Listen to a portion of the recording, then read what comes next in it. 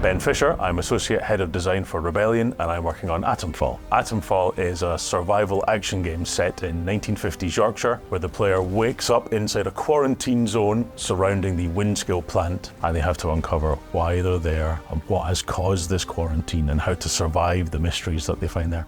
With Atomfall, we wanted to try something new, and that involved bringing in lots of different reference points. One of the games that has influenced Atomfall is obviously, you can see some parts of something like Fallout in there, but also other games in that similar genre like Metro, even a bit of BioShock. When you start the game, you wake up in a bunker inside this nuclear quarantine zone. You don't know who you are, you don't know how you connect to this larger story. The major motivator for the player through the story is finding out how they relate to this disaster, what this disaster is, how they can escape. We don't tell you what your backstory is, but we plant clues through the game about what it might be.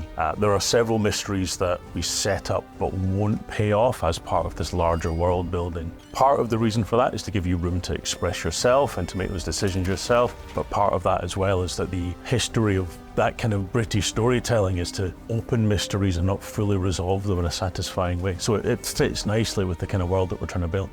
We wanted the combat in this game to feel very kind of brutal, high stakes, kill or be killed survival. So the combat system blends melee combat options with ranged combat, so you can find melee weapons and throw them, you can kick enemies, you can smack them with a heavy strike or jab at them with lighter strikes. And we want you to mix up these options, so you've got to choose every shot carefully. So that kind of high intensity survival is the philosophy we had in mind when building the game. But we want to make sure as many players as possible can enjoy the play experience. So we've approached difficulty in a slightly different way, and we approach it instead as different play styles.